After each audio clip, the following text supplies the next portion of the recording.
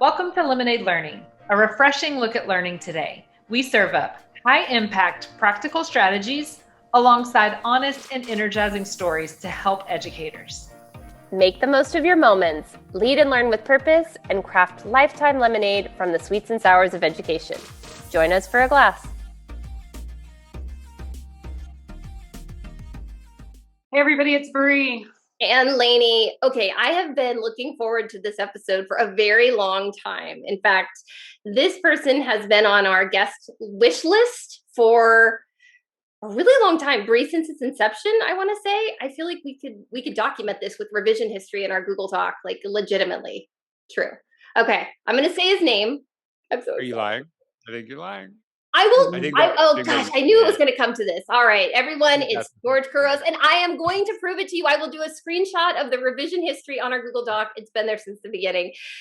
So excited. I know you don't like people to do long introductions of you, but I'm just going to say innovator, speaker, author. You've got 2 books. We can talk about those. Obviously, you have a background as teacher, tech facilitator, administrator, district leader. Okay, that's all I'm going to do for the intro. You're amazing, George. Thank you for being here. We love you. Hey, it's actually like I saw when you started launching. I saw the really like the awesome Instagram posts, things like that. And it's just like there's like a brightness that kind of is evoked by your podcast and the presence, and that's something I'm really attracted to. Like it actually, I'm being very sincere. You notice it when you're posting stuff, the excitement of your guests. So I am really actually excited, finally to be asked on, right? And I don't think I deserve a spot more than anybody else, but we're all friends, and I don't know why you don't want to talk to me, but whatever. We've been saving just to have something to look forward to, right, Bree? It took us a while to cut through all the red tape, I mean, with such a celebrity status, like we had to make it through all the background checks and all of that stuff in order to really, get in to see the man. So there's actually like some cross-border considerations, like interviewing someone from Canada, exactly. I think there's some visa checks that happened, all of that stuff. Yeah. So, we had to go through some bureaucratic red tape there. But that said, we would love to hear your sweet and sour, as a staple of our podcast. That's one of the things that we love to kind of throw at you to begin with. So you can choose personal, professional, combo of both, but and whichever order you want to go in, sweet and sour. What you got?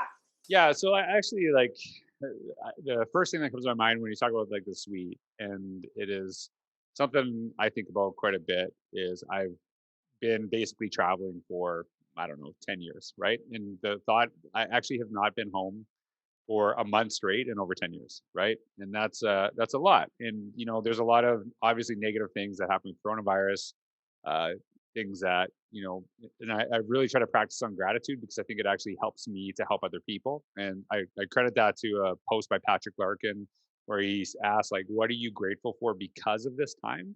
Which I first thought was that's super insensitive, right? But then I started thinking about, okay, I've been practicing gratitude, so what is it? And I said, yeah, I know, I'm really happy to be home. My daughter Kalia, when I don't know when this all started, I think she was 3 years old.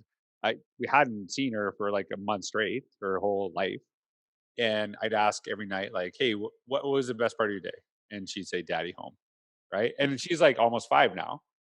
And I'll say, hey, what was your best part of your day? And Daddy home. And I'm like, okay, no, but seriously, but she just says it because she knows how much I like it.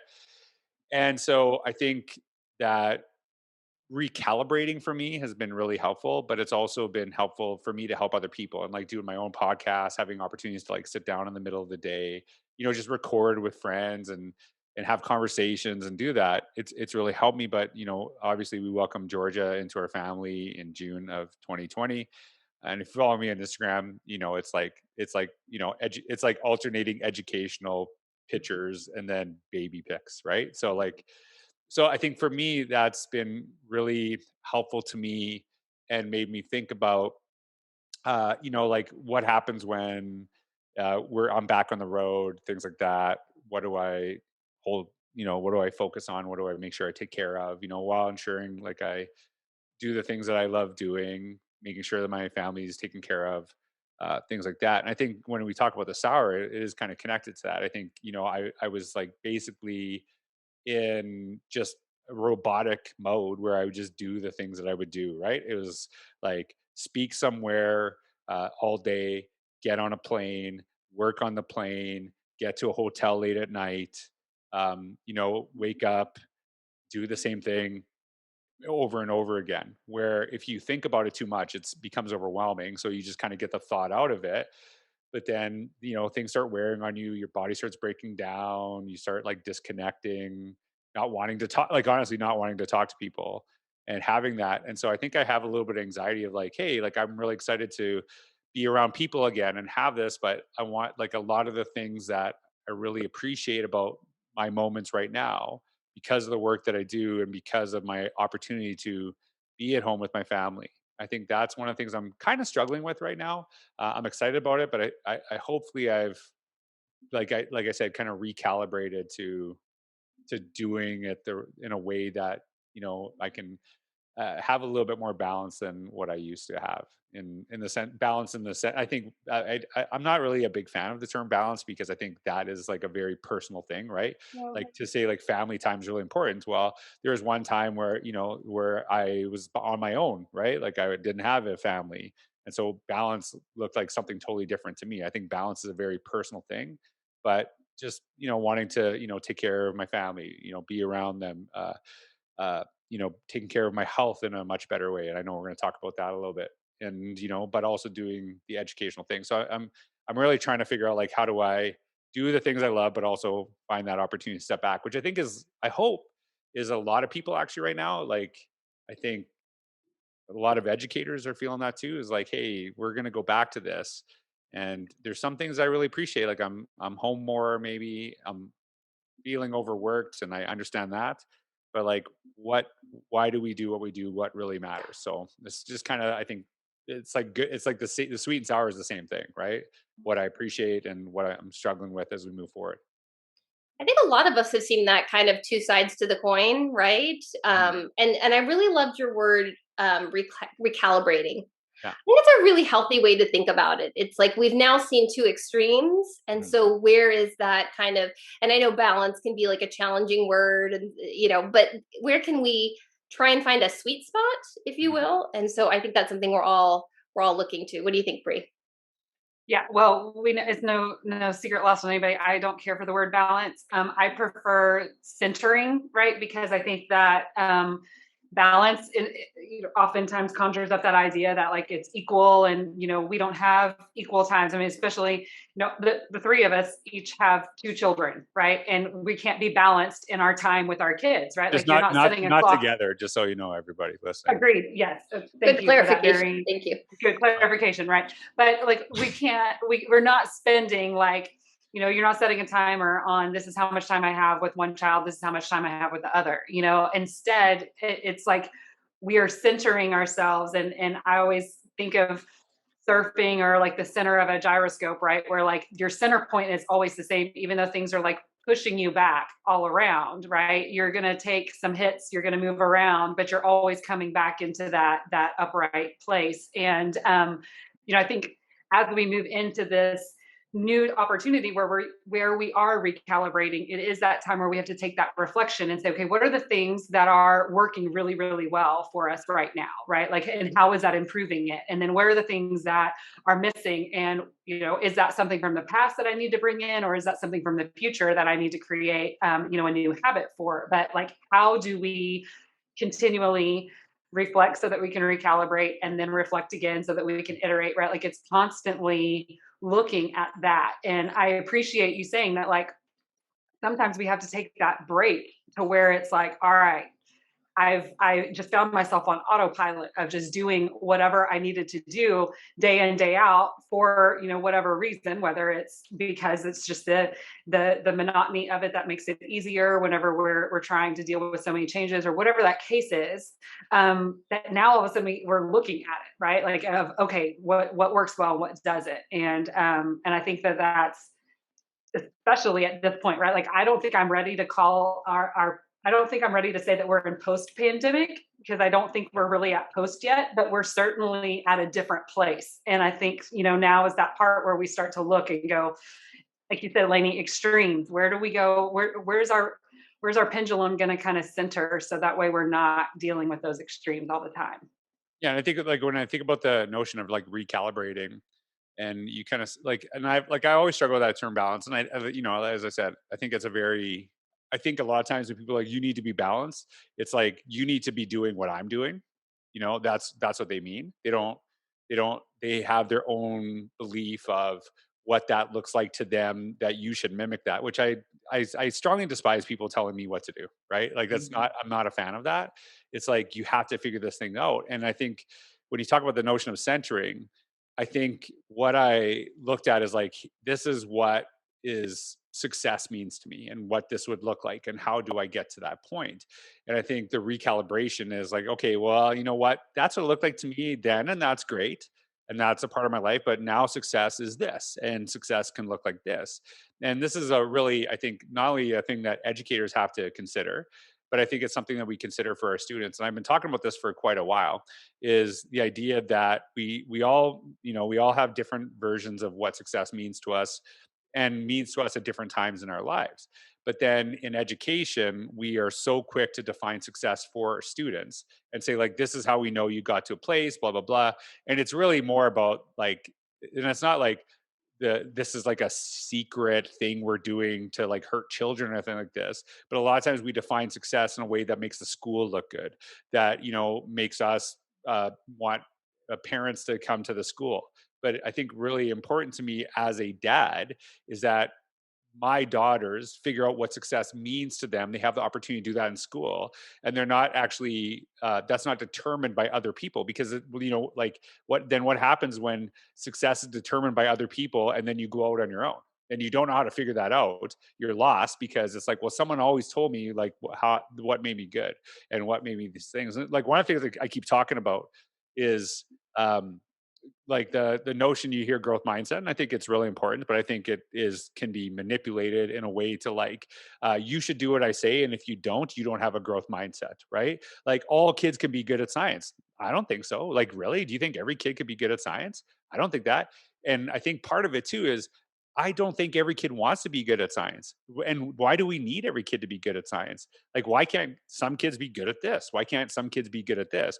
But then we have like these predetermined things in education that we say kids are successful, right? And these are the most important things. The most important aspects for me at school actually were not classrooms. It was doing drama and it was doing basketball. And if I did those things and failed in my classes, I would have been deemed unsuccessful by school terms, but those things have had the biggest impact on me in what I do today.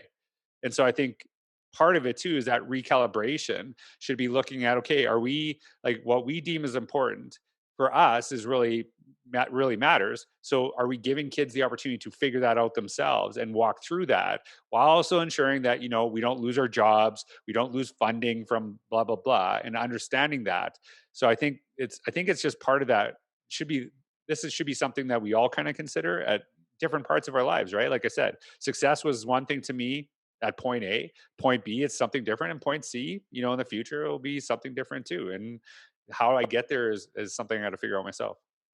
Now, I'm wondering if there's an opportunity. I love how you're talking about like, what are the indicators of success? And I'm wondering if there's an opportunity to actually bring learners in to co-create indicators of success. And I'm not saying in like a pandering, like, okay, let's all talk about what's important, and then we're basically just nudging them down to where we want them to get to agree with us. Let's make the rules as a classroom, except I really kind of have already determined what they are, but I just want you to say it so you feel more, Yeah, you just say what I'm going to make sure you said.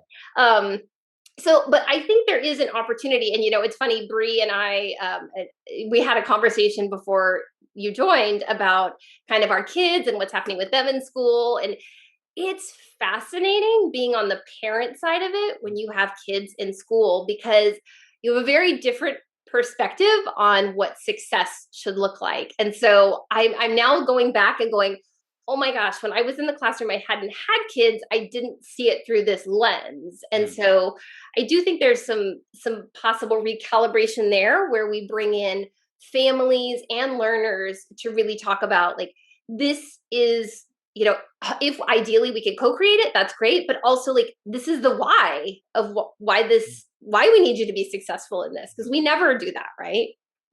Yeah, and I don't even know.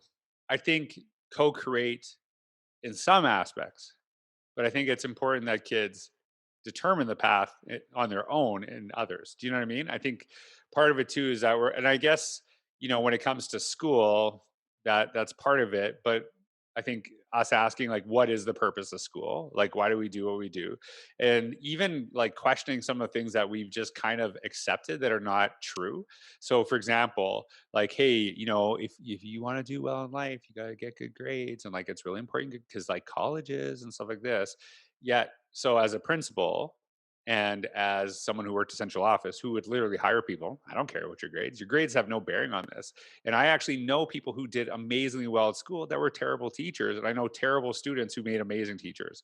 And I actually sometimes liken that because, hey, the person that sucked at school, that struggled, was a behavior issue, tends to understand kids who have behavior issues because they were that kid, right? Like I was a huge behavioral problem in school. And then kids would get sent to my office. I'm like, is that all you did? Are you kidding? Like, oh, I was 10 times worse than that. And so and I'm not saying like if you were bad at school, you'll be a good teacher and vice versa. But there's more things than just grades that lead to that, right? And I think like we've kind of made this myth that grades lead to success, right? And is that really true? Or is it, the people that are the best learners always figure out a way? And I think whether that's personal, whether that's professional, or like you said, a mix of the both, I think that is something that you have to work through. And like I'm asked all the time because of my work, like, hey, what do you see the future of education? I'm like, I don't know, neither do you. Nobody knows. What I know is that I want kids to be able to 5 years from now, whatever is coming our way, we can figure it out. And that's a really important thing for education. And you saw it on display this last year. People were thrown at an amazingly hard challenge and they figured it out in incredible ways. While it was very overwhelming and, some days we struggled more than others, I think it proved how important that ability to go back to the term recalibrate, figure things out on the fly is important. And so that will be, in 5 years, it might not be a pandemic, but it might be something else. It might be another thing that we're dealing with. It might be this thing. And so if we don't have the proper education, like, are we going to be in trouble, or do we actually teach ourselves how to learn, how to figure that out? Because I think that's the way you ensure success continuously moving forward, is that you have the ability to figure things out. I think that agility is so important. Okay, so you kind of said a word, and Bree, if you want to take this a different direction, just let me know. But you said a word. I kind of heard habit in there.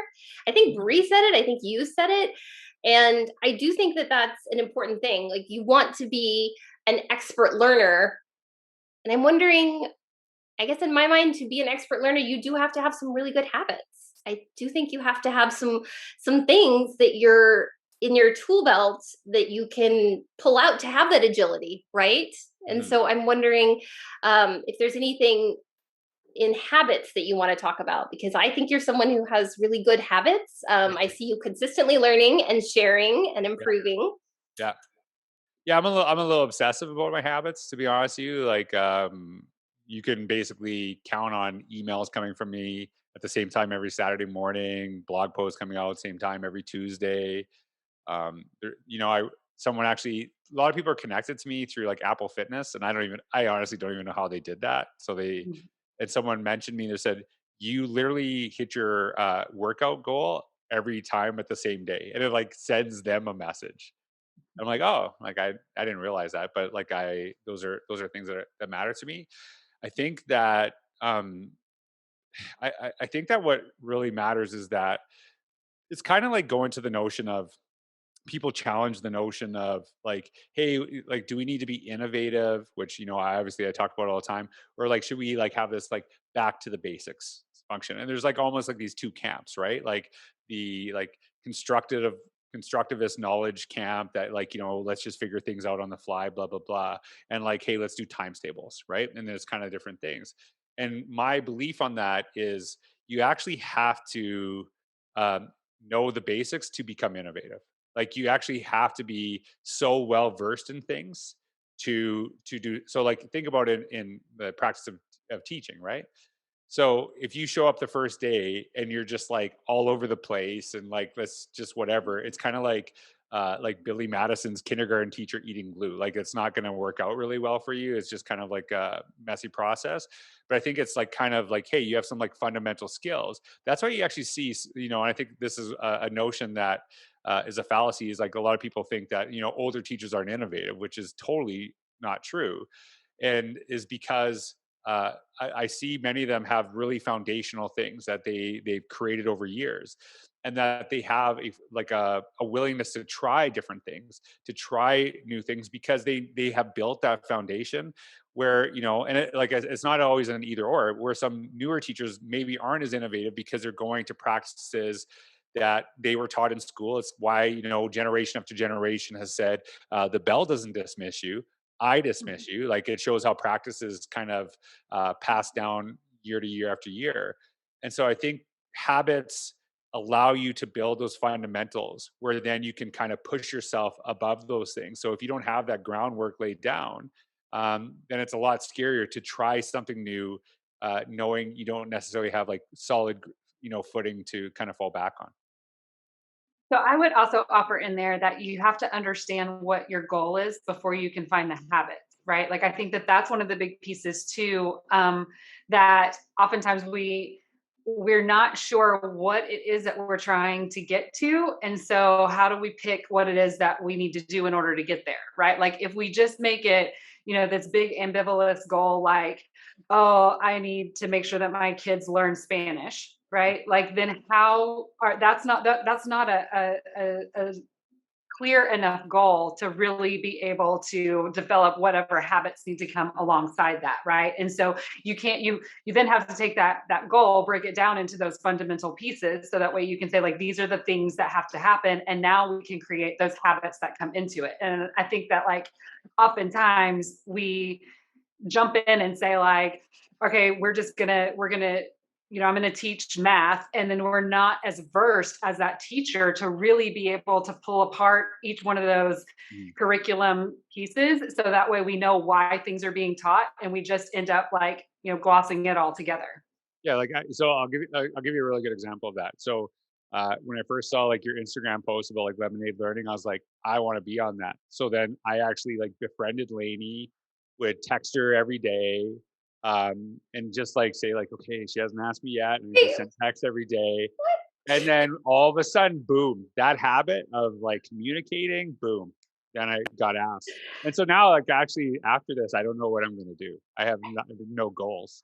Like I feel like, all I the feel like is this friendship over? Is that what you're saying, George? yeah, I don't know. I gotta go to the next podcast, right? So it's a shame that there's only one person on Lemonade Learning. Maybe if you'd ask the other person, I've you known might have the other gotten person. somewhere I've in known there. the other person for years, and they've never invited me. So I'm like, okay, I have to go a different route.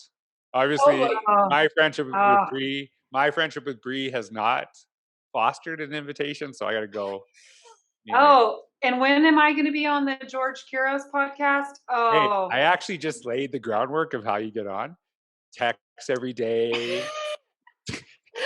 Oh my goodness. Oh my goodness. Well, now people have seen the behind the scenes of this friendship trio.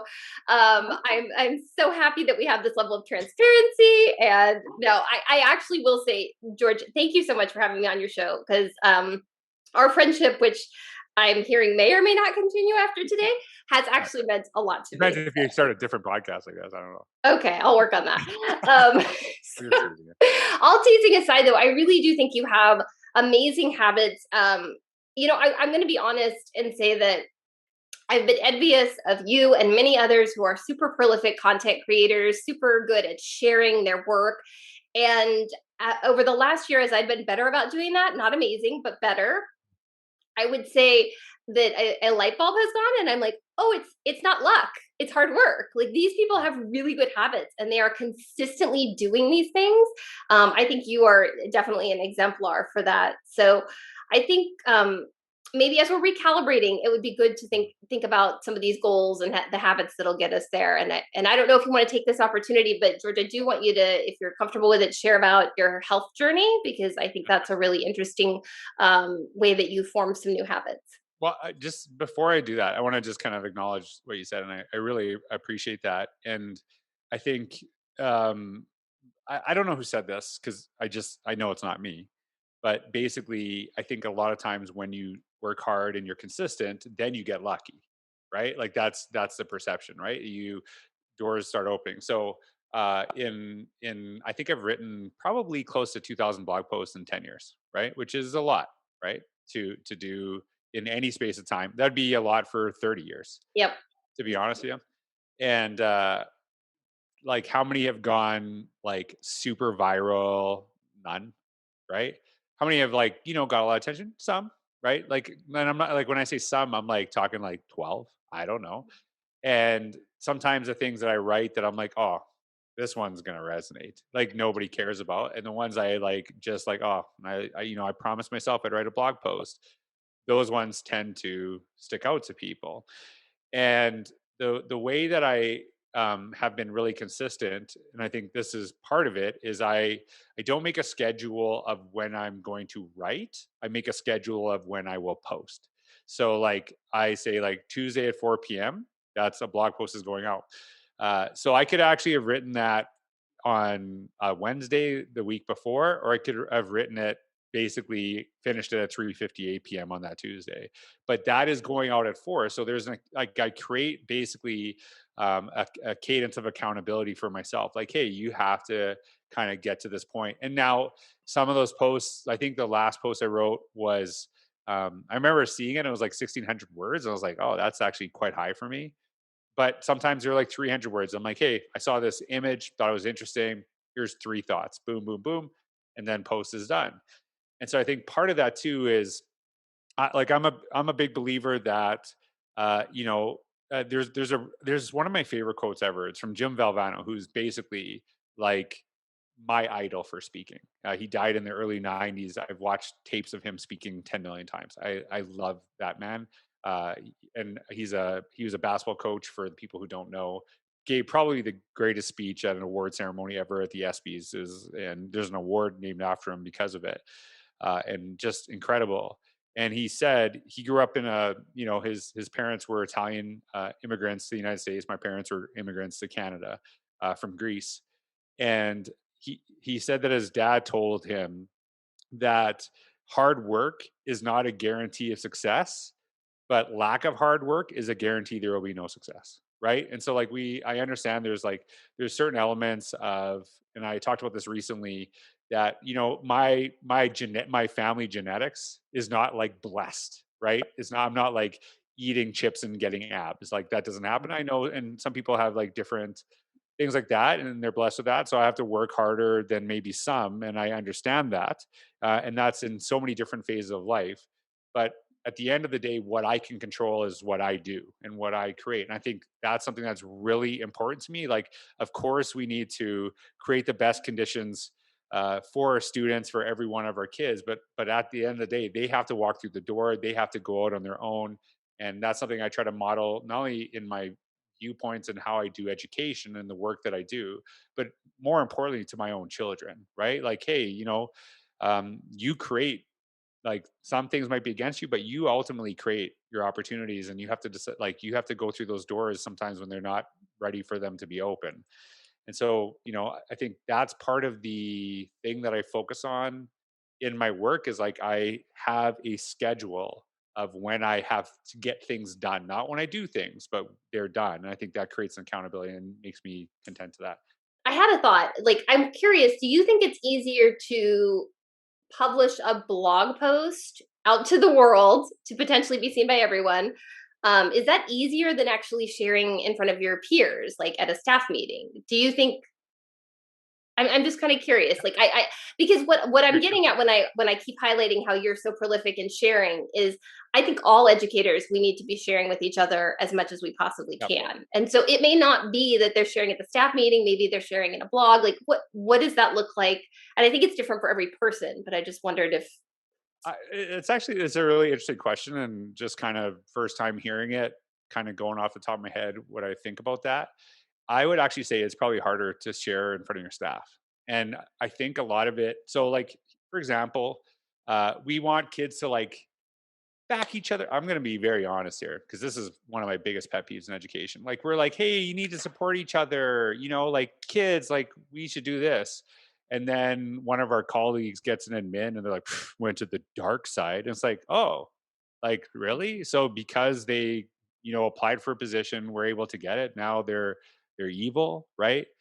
And we will like celebrate people across the world, and then we will like downplay people across the hall, and I hate it. And like it's happened to me for sure, but it's not like I've never not done it, right? It's not like I've been cheering on. Like I remember one year, and I think there's some of it you have to I have to recognize myself. I remember one year I thought I had like a really good year in teaching, and somebody like they had like a teacher of the year award in our school every year, and someone else got it, and I was like, what? Like how come I didn't get it? It wasn't, my first thought wasn't they deserved it, good for them. My first thought is why not me, right? And I think we can be guilty of that, and I think recognizing that sometimes uh is important. So I don't like pointing fingers like, hey, if all you fix that then everything would be good. It's not like I'm innocent of this too, but I'm much more cognizant of it too. I think in my work, I find as I've grown, and I hope that you both see this, that I find a lot of success in lifting others to better heights, to giving people platforms and giving people opportunity to shine. Like every week, my email, I have a space specifically to highlight people. Like I make sure that every week you are going to learn about somebody else that you might not know, because I feel like the people that have had the biggest impact on my career were the people who did everything to lift me up, and and to do that, and they inspired me, and I want to be more like them. Like I always talk about my uh the best administrator I had, her name was Kelly Wilkins. She did so much for my career.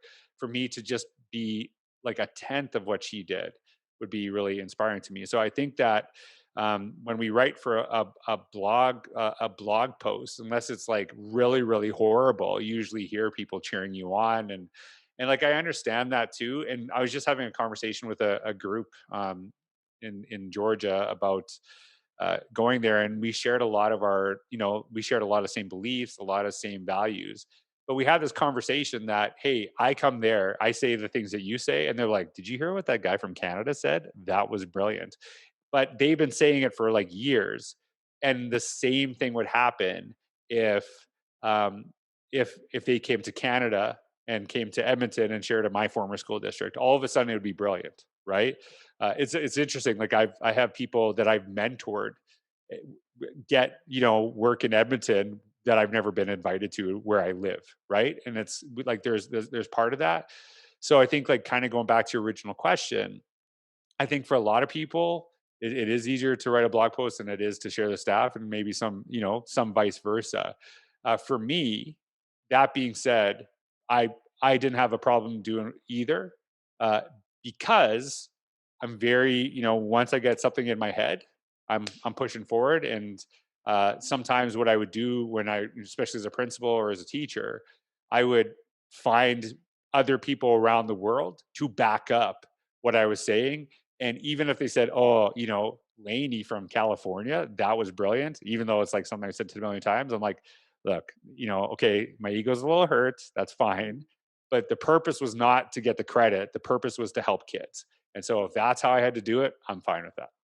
So I think with that, one of the pieces that that I'm hearing you say over and over again is that number one, right? There's multiple ways to getting to something, and I think that that's that part that we have to, especially from that education area, is recognizing that somebody's version of success is going to look different than another person's version of success. And I think that that's one of the huge obstacles that we have given to ourselves is that scarcity of success, right? Like we've tried to drum it up, whether it's through the bell curve or whether it's through, the instant successes of celebrity, of whatever version you want to look at. Like we've tried to say there's only this many people that are actually going to achieve success, whereas everybody else is just going to be, kind of the dregs or the normals or whatever that looks like. And I think if we could open that version of success, process to where people are, like you guys were talking about earlier, co-creating that, or, identifying their own pathway to it, we're going to be able to celebrate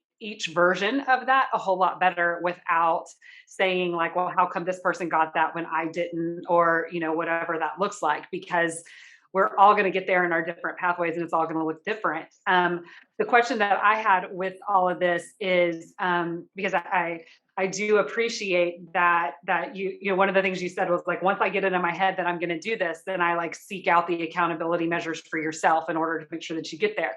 What role does identifying that goal or identifying that outcome play in your ability to then design what pieces you're going to go after in order to hit that target? Yeah, well, actually, I can tie this, and we were kind of talking about this before, and I think a lot of people have kind of been watching my fitness journey, and like as of today, I am like literally 99 pounds down, so I'm like 1 pound off 100. So just like interesting, and a lot of people are like, I didn't know that you like you could lose 100 pounds. I'm like, because you've only seen my head on Instagram, like right, like like I probably could have lost like 8 pounds off my head, but not, 100. So, you don't see things. And partially too, is because like I'm uncomfortable, like sharing things, I felt uncomfortable doing that stuff too. But I basically kind of ties like what you were talking about before, Brie, about like kind of habits, but also now what you're asking about goals and connecting the two. So at one point, my goal was to lose 80 pounds, right? And I kind of said like, hey, this is my initial first big goal, right? Not like I'm going to lose X, because I wanted to say like, hey, if I lose 80 pounds, what do I look like then? Like, and then like let's reevaluate and kind of figure that out. So that's like the big goal. That was like my big goal. So then I kind of start setting little goals. Okay, so I'm going to do this. I'm going to lose, did a lot of reading. I'm going to try to lose 2 pounds a week. That's going to be on average. So sometimes I'd lose 1, 2, or 3. Pretty rare I'd lose 4. I don't think I have at all. Like it's just been meticulously 2 pounds a week. So that's like the smaller goal to get to the bigger goal, right? But what were the habits? So like what I've been doing is I'm like, okay, I'm going to get in X amount of steps per day. And I'm going to be thoughtful of like, I'm going to try to, eat a certain amount. So those habits are so ingrained in me to kind of see the smaller goals being achieved. And I think that sometimes what we do is we say, I'm going to lose 80 pounds, right? And then you're like, lose 3 in a week. And you're like, yeah, but I didn't lose 80, right? And it's like, no, you got to kind of, have to have those smaller goals online to get to that point. And it's kind of like, writing blog posts eventually can lead to a book. But, and sometimes like it's something in my life, like I've kind of like had a roller coaster with, exercise and my health. I remember one time I was trying to lose weight. This is like, when I was like 28, 29 years old. So like almost 20 years ago. And I started running. I was running a little bit. And then I'm like, oh, I'm going to run a marathon. And it was just like lack of knowledge that a marathon, there's like other races. Like you can do like a 5K, like a 10K. And so I just ran a marathon, right? I just did it. And then I started, I remember showing up to the race and it's like, hey, everyone, doing the half marathon lineup here. I'm like, you could have done a half. Like, why did I sign up for the full? Right. And so like, I just, you don't know that. And you kind of pick things up as you go along in life.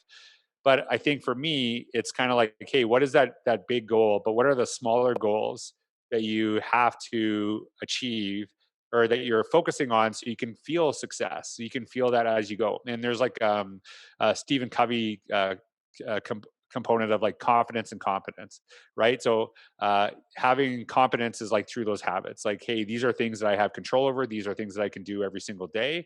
But achieving those smaller goals leads to confidence. And then, and this is like one of the things I have this is like, it's like the airing of grievances podcast here. One of my big things that I hate that I hear, oh, like we need to focus on failure. No, you don't. Like failure is like, nobody wants to fail. I don't want you teaching my kid and saying like, hey, your kid like totally didn't pass my class this year, but we're so focused on failure this year. We're going to learn from that. I'm like, nope, that's not okay. Right. So like, I'm okay with you, learning as you go. But at the end of the day, we want our kids to be successful. Like we focus on that too. And even like I've talked about this quite a bit. There are things that I have tried to get healthier that didn't work. But I said, okay, that didn't work the way that I wanted it, but here's what I learned from that process. Now I apply that to my next steps. Hey, this didn't work the way I wanted, but I picked some things up. And then I started putting all those things together. So it's not failure that we need to focus on, but it's actually what we learn from that process. Like, all of us have probably had bad relationships, but if you look at it back like, oh, I wasted 5 years of my life, then that sucks. But if you're like, hey, that didn't work out the way I wanted it, but what do I look for in a partner? What are things that I look for, kind of looking at the learning, like what did I do that kind of sucked in that relationship that I could actually be better, right? Because it's really easy to blame somebody else as opposed to like, hey, like I wasn't awesome, right? And so kind of looking at those things. But I think the other element we don't talk about is we learn a ton from success. That success often breeds success. When I see people doing something great, I'm not like, oh, screw them. I'm like, okay, what did they do? Like, what did they do, and what can I do from that too? Like, what can I learn from that process? And actually, not just looking at other people's success, but actually creating your own and saying, like, hey, I did this. This helped me. Can I increase it a little bit? Like I've been doing some longer runs, and I like meticulously add in steps every single week, and then the next week I have a longer run. And next week, and it's just like you have to build that too. So I think we learning from failure is important, but also learning from success, because we don't talk about that in education. Like success is like, oh, we don't learn from that. Of course you do, right? Like I think a lot of schools, they're so focused on failure that they could do amazingly well in one subject area. Like, hey, look at our language arts scores, but our math scores suck. And then they totally forget about their language arts, what they did well there. They focus, how do we improve math? How do we improve math? And everyone's demoralized because you're constantly focusing on what didn't go well, as opposed to saying, what did we do in language arts that was really, really good, that made us successful? How do we apply those lessons to maybe what we did, what we do moving forward in math? Like, how do we do that? So I think it's really kind of learning from both success and failures, not like focusing on like, hey, I've succeeded or I failed, because success is only at the moment you achieve a successful thing, right? But there's things that continue as you move forward. What was your question again? I can't even remember. I just started going off. No, you hit it, like of how do you choose like your goal in order to get there? I mean, I think it's like identifying, what, like you said, you've got a big goal, and then you break it down and you get to then like, here are my smaller goals. Now here are the habits that I have to do in order to go into that. I think that we often lose sight of that. And that's where we come down to that part of like, either you're lucky or you're screwed. Like we have those extremes, right? Where like, oh, if you're successful, well, it's because you were lucky. No, it's because you did all of these things in a successful order. And like you shared earlier, the more that you do this, then you find the luck, right? You find that opportunity. What happens the other side is then you just almost push out all opportunity, right? Like if because there's always opportunity. It's whether or not you lean into it or you lean out of it, but you're always going to find that choice in there if you are making consistent, continual effort to put into that. And I share that with my kids, my own personal children all the time, that like all we can do is control our effort. We can't control anybody else's effort. We can't control anybody else's situation, but we can control our effort into that. I've been on a similar journey as you. I mean, like when my dad got sick, the only thing that I could do was control my like what I was doing to myself, right? And so I went through and I lost 112 pounds after my dad passed. And it was one of those pieces where it's like all I could do was put myself into those situations and really control those habits, because I couldn't control anything else that was going on. And like I needed to be able to do that so that I could get past all of those pieces. And so I was just kind of curious in there as like what that outcome was that you are looking forward to whenever you kind of divide and conquer those habits. So yeah, we were talking about this before. Someone will say, well, like what weight are you going for? And I'm like, not really like going, I'm just kind of like trying to hit a target, reevaluate, seeing kind of where I am. And it's funny because like when Katie Novak and I know, Katie was on your podcast too, right? Long before me. She was okay. Oh wow, yes, I appreciate that. She was saying that. It was interesting. Okay, so yeah, Katie and I are very good friends, and that's good. That's good that you had her on before. So, anyways, I just gotta deal with my pain. Okay, I got it. So, I don't even what was I? Oh yeah, so in Innovating to the Box, I wrote that something about. Oh, thank you. Thanks for posting that up. Did you just read the Katie parts? Is that what happened? See all the tags here, George? I'm joking. Just a funny little anecdote on the side. Because of the Katie hurt, I feel one of the reviews was my favorite review ever. Someone said, less George, more Katie. That's all they said. I'm like, thanks. That's really sweet of you. Appreciate that.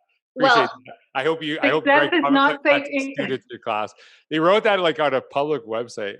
It was neither of you. Anyways, of course it wasn't us. And by the way, just for the record, I think you guys do a beautiful job. I think it's a really good balance. And I'm not just saying that because I actually love you both dearly. Yeah.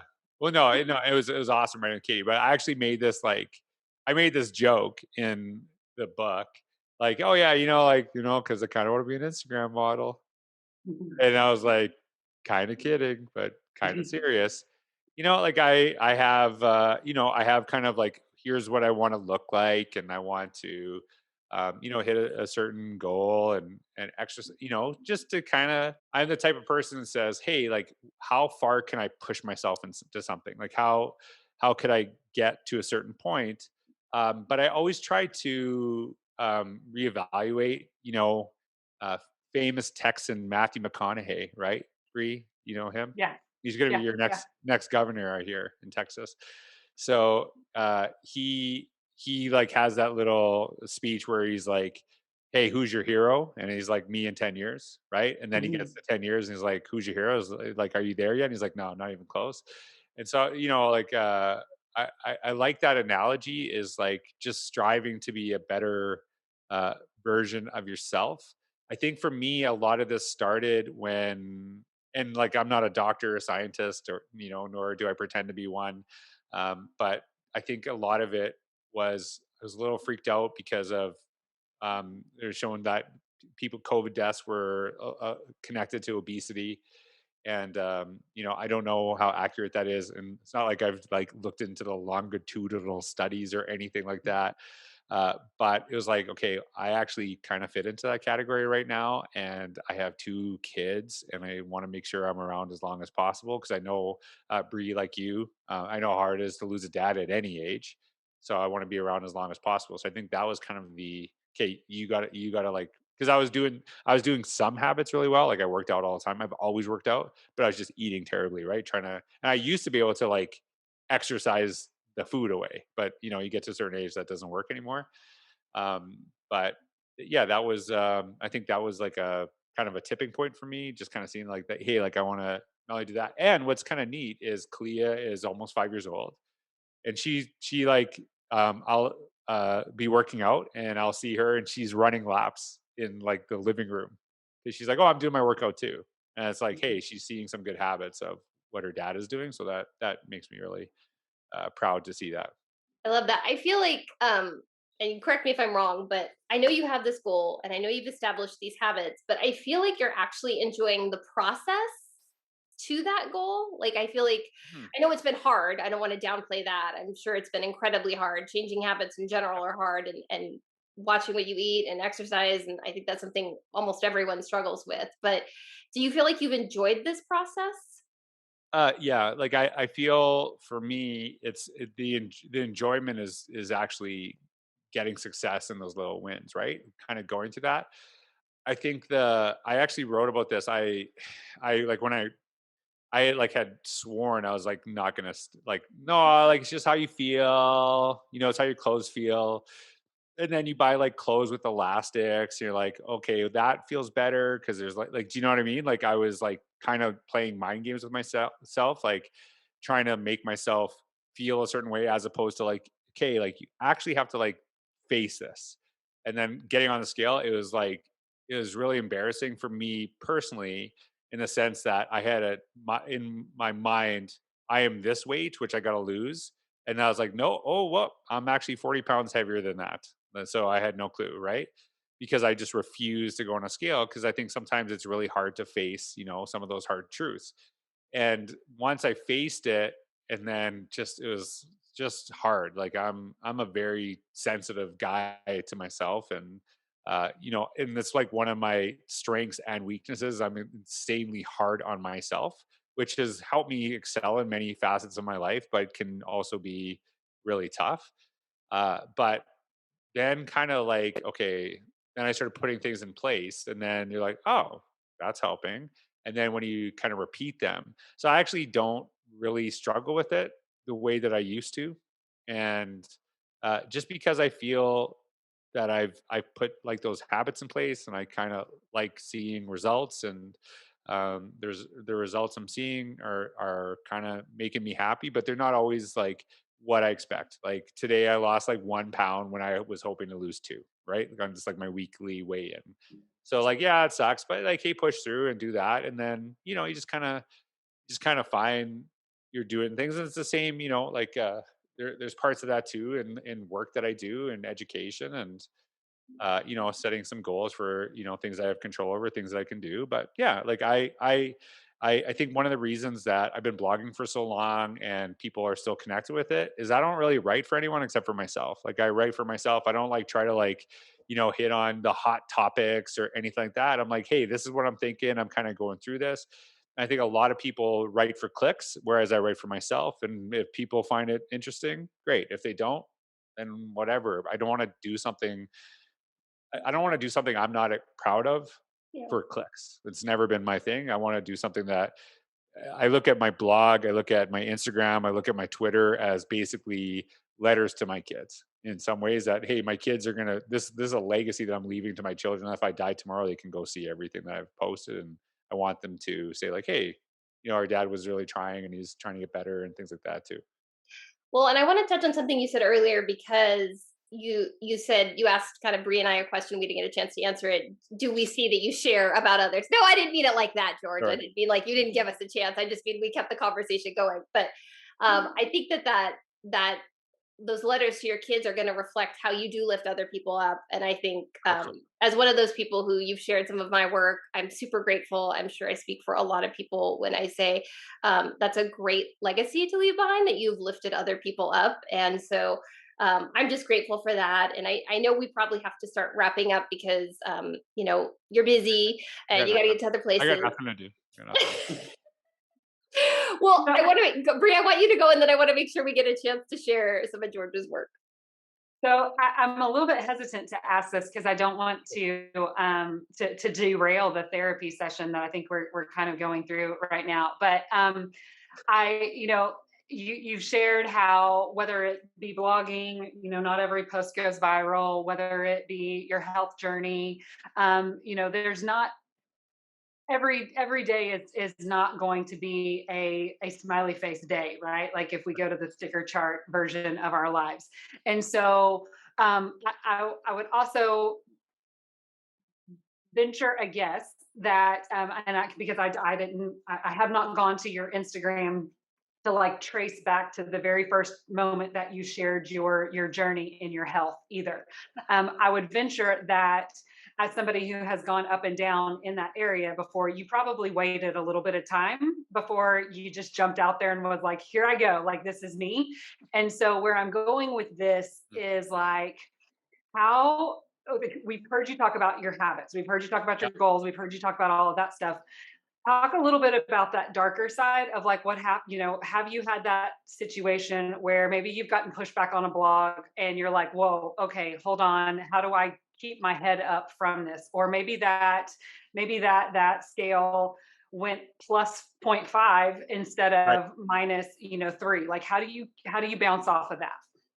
Well, actually, so what's interesting, if you go to my Instagram, there's like like how you can like pin stories. Mm-hmm. So I'm looking at it right now, and I actually have one that says fitness. So it's like 74 weeks ago that you can see. And I was sharing that, and you kind of like, I think that for me, I've always been proud of trying, right? Like I think that to me. So when I look back, I know this is sometimes when I need motivation, I look back at my own story and kind of see like, hey, like hey, just remember where you were. And like, you have this documented, you can actually see the progress, right? And I actually highlighted, I have a whole podcast just talking about this, and kind of like I was talking about like, hey, I'm struggling with this. Cause I'm not like, hey, everything's awesome, like, reach for the stars guy, right? I'm like, hey, this today sucked. I'm having a hard day. And I think it's kind of a good way to kind of do this too. Now, I don't share every time I struggle or things like that. So I don't know. I don't know when I started sharing that. I don't know what got me started sharing that. There's probably even past those 74 weeks, I was sharing things ahead of time. I think for me, this is something I'm proud of. I just go, and I just go, and I think a lot of people, they're like, I'm not like, for example, my podcast, right? So my podcast, I got like a good mic, I got my little TikTok light, I got my like, awesome soundboard, and like got that all ready to go, right? And everyone knows that's right. And so like I have all these things, and I set it up like, and it looks so much better than when I first started. When I first started, I was like, I'm gonna start a podcast.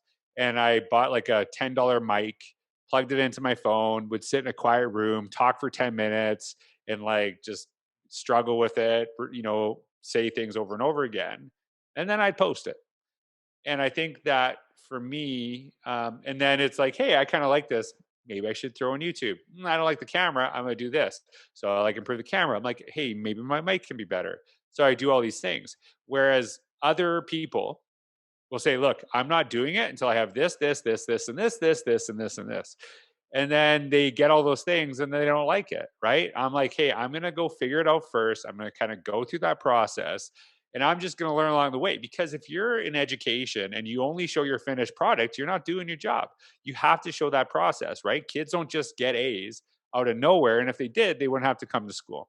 So I think it's kind of modeling some of that stuff. Like, hey, maybe I'm not where I want to be at. And, maybe, I still add my blogs and prepositional phrases. And I'm sure I do, because I don't even know what that is. So I don't care, to be honest with you, because I'd rather me try and not succeed than to wonder if, right?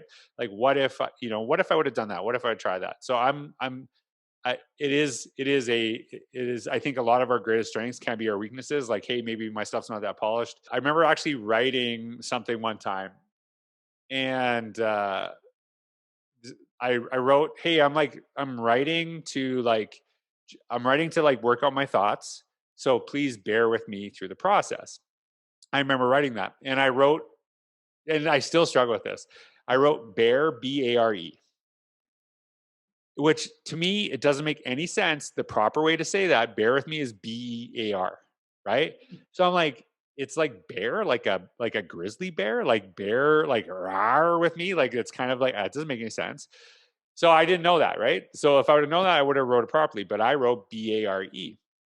And I think, and then somebody said to me,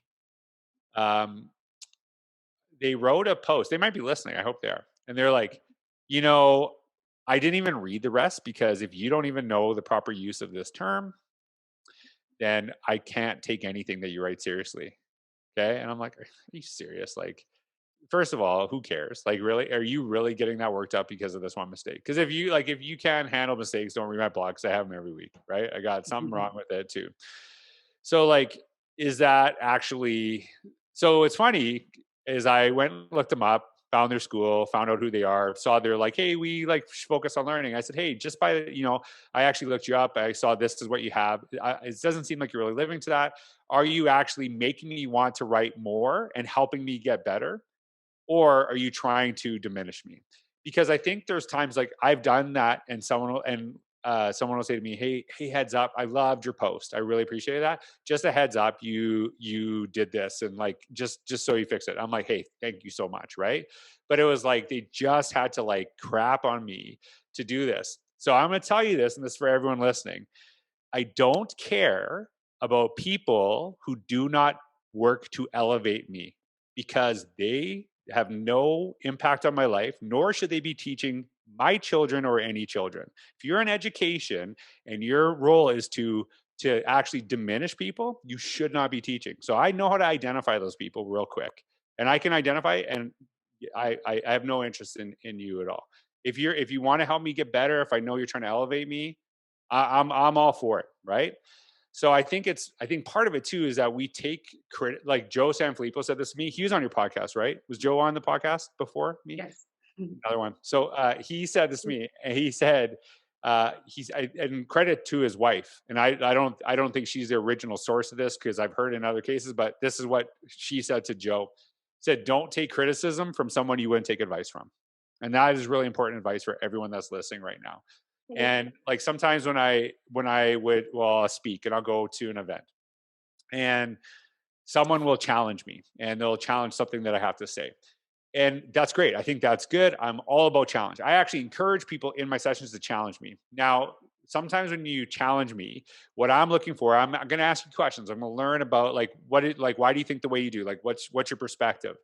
And I'm going to say like, hey, actually, we totally agree on this. Like, I really appreciate you said this because I'm so with you on this. When they disagree with what I agreed with them on, it's not about that they disagree with me. They just don't like me. And you know what I say? Hey, there's other people I'm going to spend my time on that actually want to get better, and they're not being personal here, right? Because some people like when you actually find common ground and they attack you, it has nothing to do with the idea. It has to do with personalities, right? And there's a bunch of personalities in front of you that want to learn and grow. So I think part of it is that, yeah, sometimes you get those criticisms, sometimes you do it, but I actually really focus on the source. Is this person trying to elevate what I'm doing? Are they trying to make me better?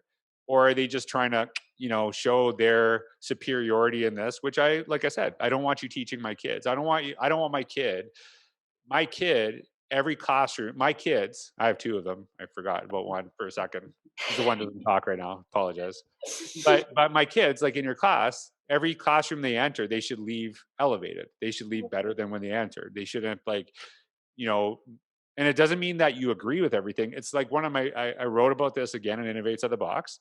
The reason you build relationships is so that you can challenge, so that I know like, hey, this person's doing this because they got my back. But like when someone comments on my blog and the only time they comment is when they crap on my stuff, but I never hear from them when they agree with me. There's nothing. They just do that. And I've been guilty of that again myself, where the only times I commented, I was like, oh, I so appreciate that blog. Ooh, this is so good. And then I don't comment and like say what I appreciated. But when I disagree, then they hear from me. I'm like, okay, I'm not that person, right? Like I want to make sure that I elevate too. And like, yeah, sometimes I do challenge people, but people that I know, people that know that I have their back, and I'm sure both of you can attest to this. I've both had conversations with you saying like, hey, like, have you thought about this? Have you done this? And it's not because I'm trying to diminish you. It's trying to elevate you. And I think that's what we have to look for when we're getting some of that criticism. Like, who is the source doing this? What is their intention to make you better or to make themselves look better? Because sometimes we know it's the second one. 100%. And I would say, George, you challenge me a lot in a good way, but it's that I know the intention behind it. And I know that you're never out to tear me down. It's always about just making me think more critically about things and to really understand, like helping me solidify where I'm coming from and my point of view. So I appreciate it. Yeah. And I have a lot of friends that, on my text that I'll be like, hey, I saw you that. They just, here's something I'm thinking about. Right. And it's like, hey, heads up. Here's a challenge you might get. Here's something that you do that.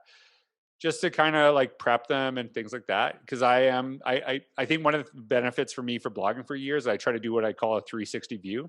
So I try to look at every perspective that I can think. So you read in my blog, I'll say like, hey, A, B, and C. I'm not saying D because I don't want anyone saying like, oh, what about this? And like, I'm trying to think about you. So like, I'm doing my best not to get like saying you never said this in the comments or you never said this. I'm like, yeah, I know that perspective. I'm sharing that.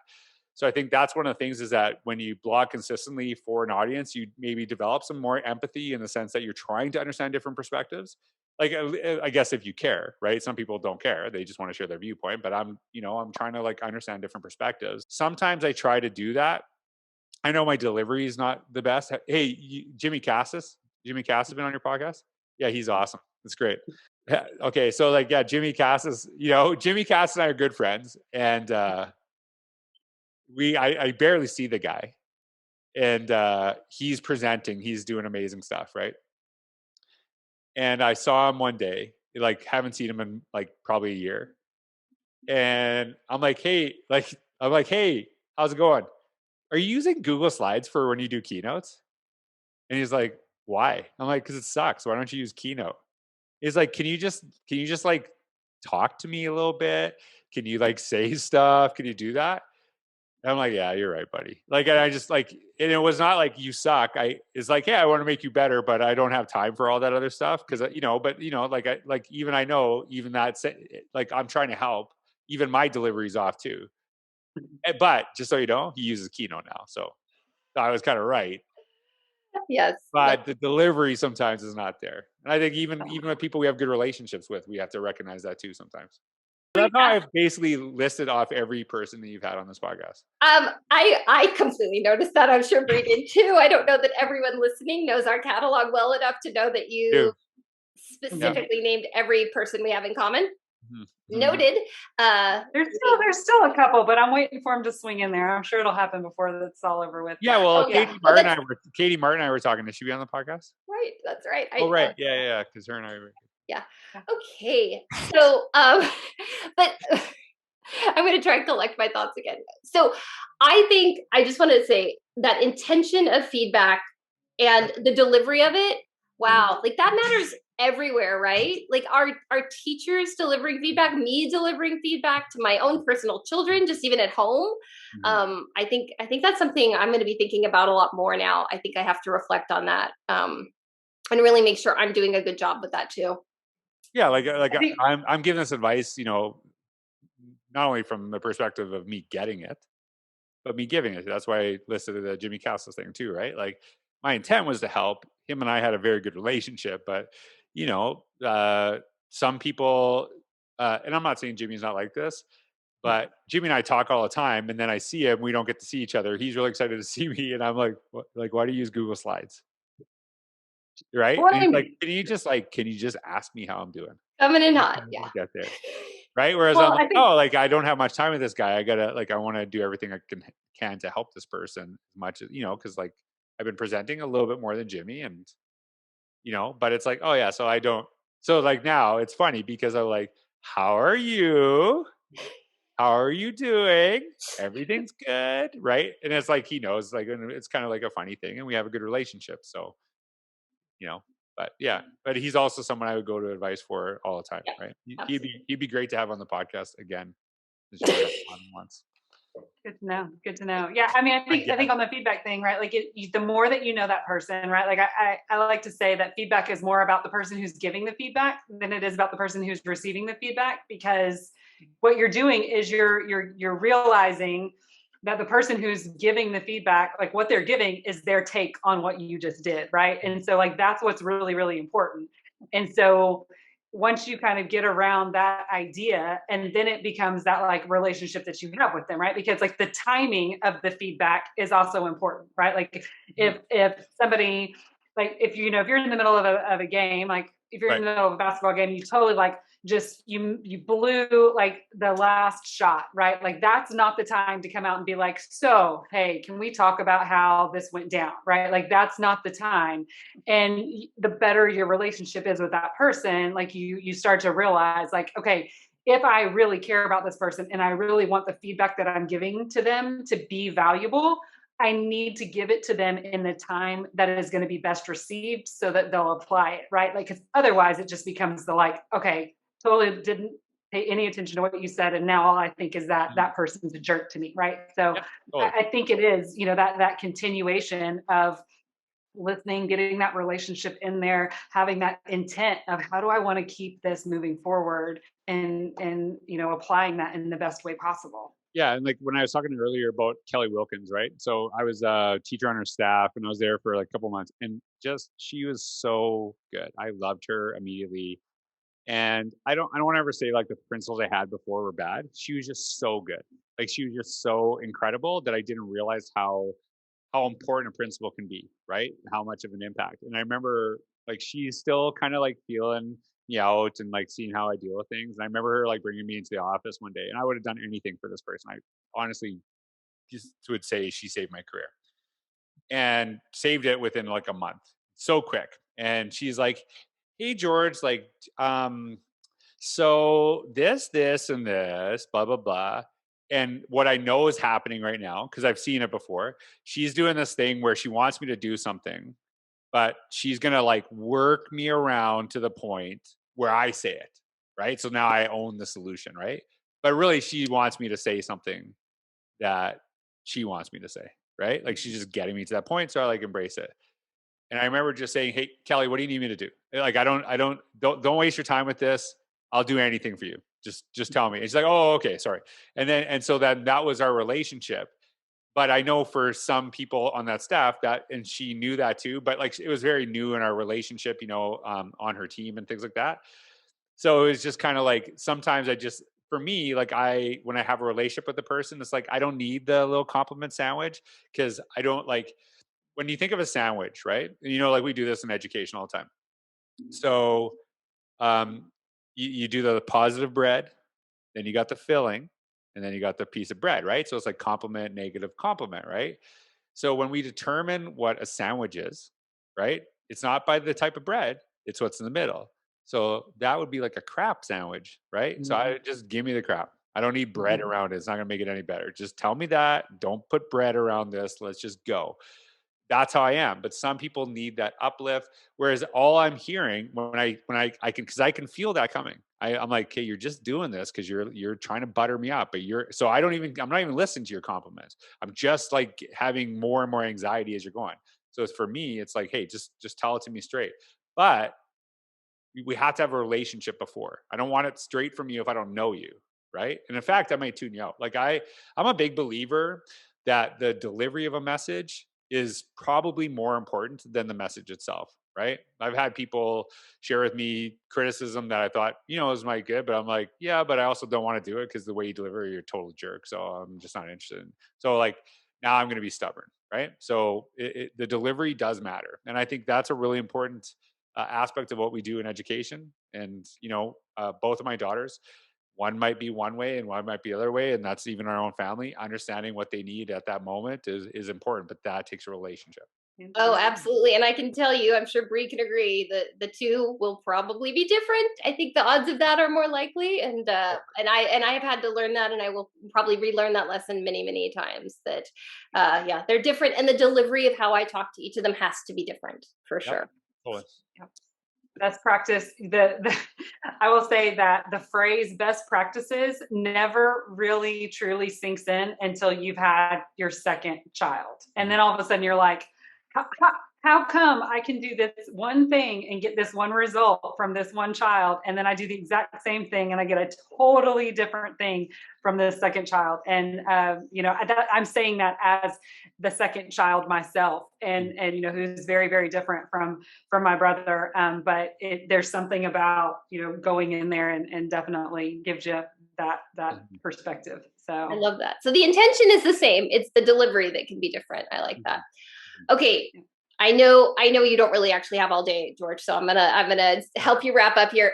Okay, so thank you for being here. I want to make sure we talk about some of the stuff that you have done and are working on. So we've got your books. Look, we got them handy. Thank Innovator's you. Mindset, Innovate Inside the Box with Katie Novak. And you've got your own podcast. Mm-hmm. You've got courses. I just want to give a shout out because I'm taking one of your courses right now, and I absolutely love it. And I have been a speaker for 15 years, and I'm taking the Creating and Delivering Incredible Presentations for Any Space, and I love it. I highly encourage people to check that out. It doesn't matter if they're 100% in person, virtual, whatever. I think it's great. Obviously, you're still speaking. You're doing a lot remote right now, but what's on the horizon? What are the other projects you want to share with us? Well, we actually just got the cover briefs for, we have a book coming out called Because of a Teacher. And Lainey actually wrote for it, as did several other people. There's 15 really incredible educators that share their stories of teachers that inspired them, and administrators that inspired them, and advice they'd give themselves as a first-year teacher. It's kind of like when I kind of envision it, and I actually write for it too. It's not just, so I write the introduction for each chapter, introduction for the book. And it's actually based on one of the podcasts that I do. It's just called Three Questions. And it just asks those three questions. And it's kind of meant to be like a chicken soup type book. And it was kind of like, I can't remember the subtitle exactly word for word, but it's like stories of the past to inspire the future of education. So it's like a way to honor our teachers, but also show like what really works, like what matters over time.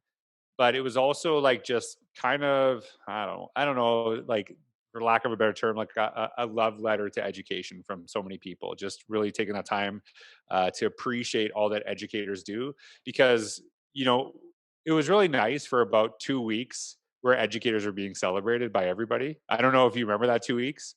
It was like just so fleeting. It was like, oh, like I am so glad that I don't have to do this all the time, because this is like amazingly hard with my one child. I can't imagine what it'd be with 25. And that was like everybody for 2 weeks. And then it was like, hey, let's actually crap on education again, and let's actually do it worse than we've ever done it before. And it was like, how dare you open your school and like subject my kids to this, or how dare you close the school and not let my kid be there. It's like it didn't matter, right? You're getting crapped on.